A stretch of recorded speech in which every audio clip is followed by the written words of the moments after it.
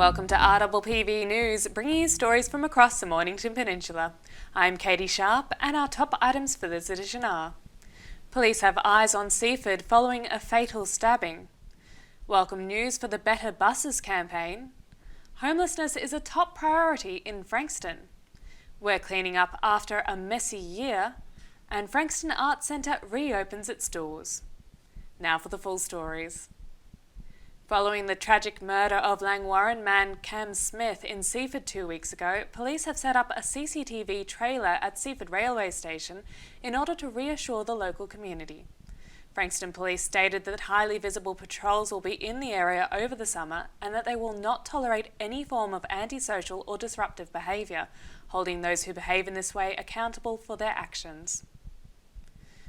Police are seeking public assistance to find a Red Hill man who has been missing for over a week. 55-year-old Ron Darby is believed to be on foot and has not taken any money or his phone with him. Mr. Darby has a medium build and dark hair. Anyone who has information on his current whereabouts should contact Rosebud Police Station. Meanwhile, Frankston Police have issued another public appeal for information about a disappearance of Safety Beach man Jacob Horton. Mr. Horton disappeared last June after leaving a property in Drum Close, Frankston. Police say they are treating the 28-year-old's disappearance as suspicious and wish to speak to people who knew of Mr. Horton's movements on the morning he went missing. Anyone with information should contact Frankston Police or Crime Stoppers. There has been good news for the Shire's Better Buses campaign. The push for more frequent buses, more direct bus routes and an expansion of the network has been given a boost via funding from the state government. Specific improvements include increasing the frequency of the 788 bus between Frankston and Portsea, which will now run every 30 minutes on weekdays and every 40 minutes on weekends. The 781 bus that links Frankston and Mount Martha will now extend to Dramana, and Route 887 between Frankston and Rosebud will now travel via the Mornington Peninsula Freeway to speed the trip up. Mayor Councillor Despy O'Connor said during the Better Buses campaign we had an incredible 92,500 engagements with the community, and the message from them was loud and clear. We need better buses.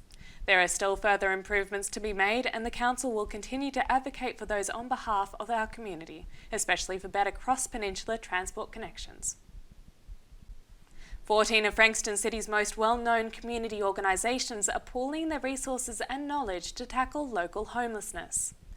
ABS census data showed that homelessness in Frankston City has increased by 14.7% between 2011 and 2016. The Frankston City Strategic Housing and Homelessness Alliance will address the complete homelessness spectrum, from the need to increase affordable housing options to identifying at-risk individuals and stepping in before homelessness occurs. Frankston City was identified as one of 9 Victorian rough sleeper hotspots in 2017, yet rough sleepers only represent a small portion of those experiencing homelessness locally.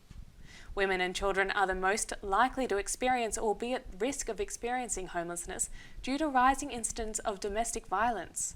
This is taking place in what the Peninsula Community Legal Centre calls the worst year on record for family violence.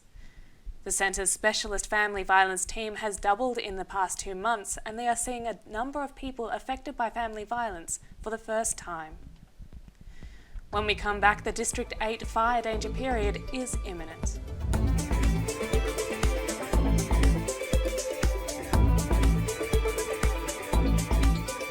More and more people with a taste for quality are shopping at Eliza Meats. Kevin and his lean team pride themselves on the finest cuts, from juicy steaks and roasts to high-grade mince and sausages. And Eliza Meats are the gourmet specialists. Inquire about Eliza Meats Spitfire. Phone 9787 4473 for a mouth-watering meal fit for a king. It's all at Eliza Meats. See our sponsor Kevin at Eliza Meats, 112B Mount Eliza Way, a station sponsor.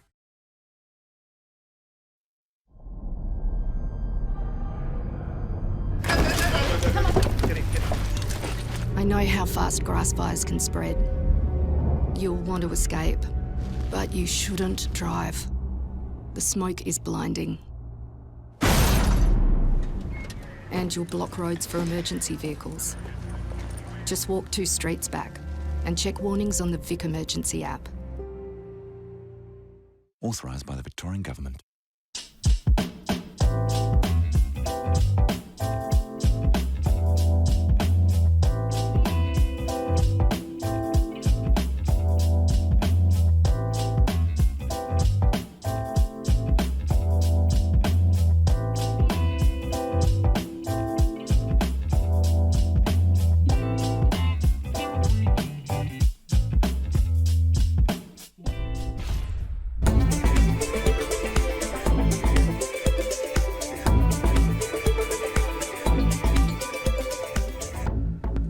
welcome back.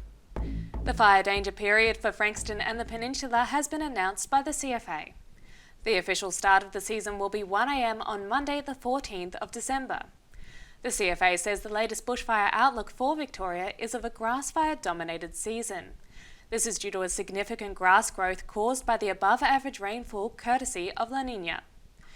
This rainfall also means we're less likely to have catastrophic bushfires of the level experienced last summer, but the CFA warns us not to be complacent, as an average fire season in this state can still be a bad one. Locals are urged to prepare their properties and make sure their fire plans are up to date. Registrations for our biggest community-based environmental event are now open. Clean Up Australia Day will be held on Sunday the 7th of March next year. New research reveals more than 1 in 3 Australian households said they produced more packaging waste during lockdown periods compared to previous years, and more than half reported that they are more concerned about product packaging waste than they were in 2019. You can join in or create a cleanup event either as an individual or with work colleagues or classmates. Cleanup Chair Pip Kiernan talks about why we should get involved. More than 1 in 3 Victorian households are producing more packaging waste during lockdown periods in 2020 compared to previous years. So there's never been a better time to tackle the surge in single-use disposable items and get involved in a local cleanup. If you can't join a cleanup, you can make a donation to Clean Up Australia or even shop on their recycled collections page. Go to cleanup.org.au for details. Speaking of recycling, the Peninsula's weekly summer recycling scheme is back. Beginning Monday the 14th of December, your recycling will be collected weekly to factor in our holiday guests and gift giving. This will continue till late January. If you have recycling that doesn't fit into the bin, you can drop it off at Tips or Hoppers free of charge. And Frankston Arts Centre welcomed back its first live audience in 258 days last Saturday for a performance of Spirit Lines, a musical reconciliation. 100 guests were socially distanced throughout the theatre to enjoy the musical energies of Indigenous Australian singer Uncle Kutcha Edwards, 3-time Latin Grammy guitarist Daniel Harai, and Anglo-Brazilian percussionist Adrian Hearn. Spirit Lines was filmed on the night and is available on the FAC YouTube and Facebook channels. It's free to view online, but if you can support the centre by paying for a ticket, it would be appreciated. Prices start at $5. We go now to David Robertson with the Bendigo Bank monthly update. Cautious optimism that we've expressed in our last few monthly updates has spread more widely through the markets and to forecasts for next year. An explanation of this improvement in sentiment in our last update for 2020.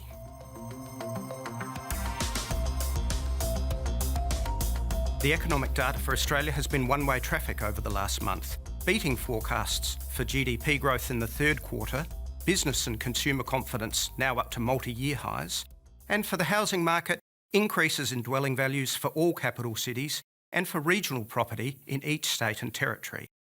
The Q3 growth rate of 3.33% was well ahead of consensus, and that was prior to the tax cuts and the range of budget spending initiatives and the recent positive news on a vaccine. As we've mentioned throughout this year, the timing and efficacy of the vaccine has been one of the key unknown variables that would drive confidence and the markets through the pandemic. And, as the chart shows, while the low ebb for sentiment was back in May before a mid-year pause, the vaccine news has now provided the fillip for the next leg higher.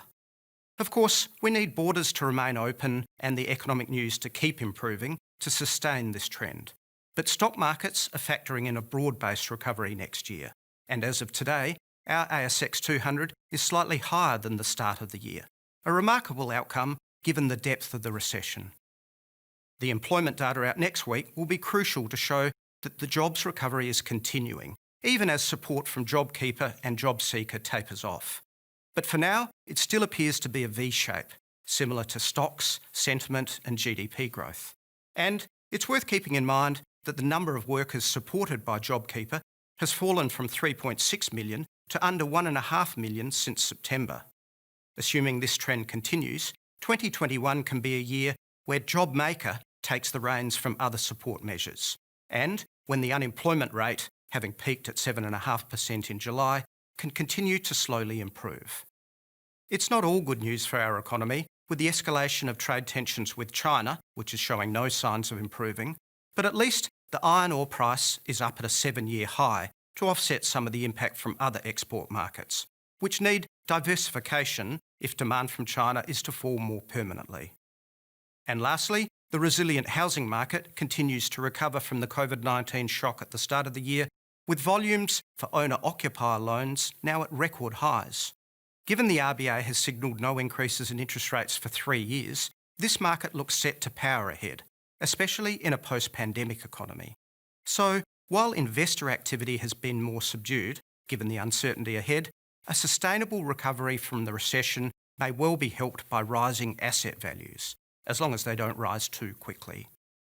2020 has been the most challenging of years, so this more plausible path to a sustainable recovery is a great relief.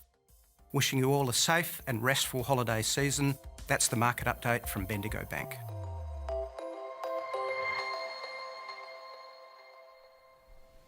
Now we go to Alana with the coming week's weather report. Hello there, I'm just enjoying a delicious brew at Cellar and Pantry in Red Hill. It's Alana here with your RPPV 7-day weather forecast for the Mornington Peninsula. It looks like we're in for a gorgeous weekend with a top of 26 degrees on Saturday and sunshine throughout. On Sunday we'll have a low of 13 and we'll climb to a top of 27 when you can expect sunshine all day and only light winds in the afternoon. On Monday, it looks like we'll be warming up again with a top of 30 degrees. But heading into Tuesday, we're in for a late change, which will bring in some rain and a top of 31 degrees. On Wednesday, it looks like that rain will be here to stay. We'll have a top of 22 degrees and up to 4 millimetres of rain. And on Thursday, we'll have similar conditions. We'll start from a low of 13 and climb to a top of 23 when you can expect a shower or two. So I'll be exploring the best of what the Peninsula has to offer, including this delicious coffee in Red Hill. And I hope you all have a gorgeous weekend. We'll see you next week. And now to our surfing guru, Muzz with the Surf Report. Good morning and welcome to this week's Mornington Peninsula Surf Report.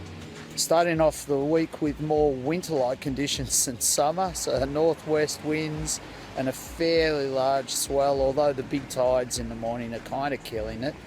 Looks like the swell's going to fade out through the week, but it's still going to be pretty solid, so your choices of waves are going to be either on the reefs or maybe a sneaky surf on a reef form if you're lucky when conditions are right on the beaches. Should be some alright weather towards the end of the week.